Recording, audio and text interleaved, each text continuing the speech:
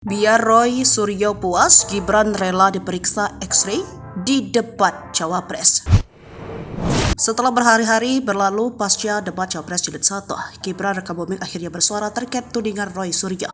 Pendamping Capres Prabowo Subianto itu siap menantang dirinya sendiri di debat Cawapres selanjutnya. Seperti diketahui, Gibran dan dua Cawapres lainnya masih memiliki agenda debat.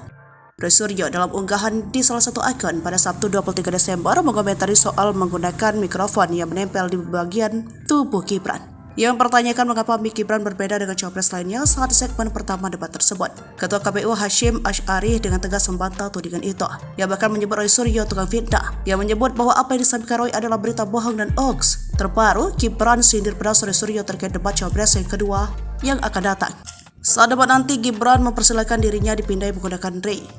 Wali Kota Solo itu menilai hal itu dilakukan agar pakar telematika Roy Suryo puas. Ya, nanti silakan juga sebelum saya naik panggung, nanti saya di X-ray untuk mengecek biar Om Roy Suryo puas, kata Gibran di Cirebon, Jawa Barat, Sabtu 6 Januari 2023. Hal itu diungkap Gibran saat dimintai tanggapan soal ketentuan baru dari KPU. Yani KPU meminta para Capres-Cawapres untuk menjelaskan istilah atau singkatan yang tidak umum. Gibran mengaku bakal mengikuti segala ketentuan dari KPU. Saya ngikuti aturan KPU aja, kemarin kan juga saya jelaskan kepanjangannya apa, ucapnya. Sementara itu, saat ditanya persiapan debat Cawapres mendatang, Gibran mengaku belum ada persiapan khusus. Ia mengatakan debat ketiga saja belum digelar. Ya, sebelum ada persiapan khusus sih, doakan saja semoga lancar, debat Capres aja belum kok, kata Gibran.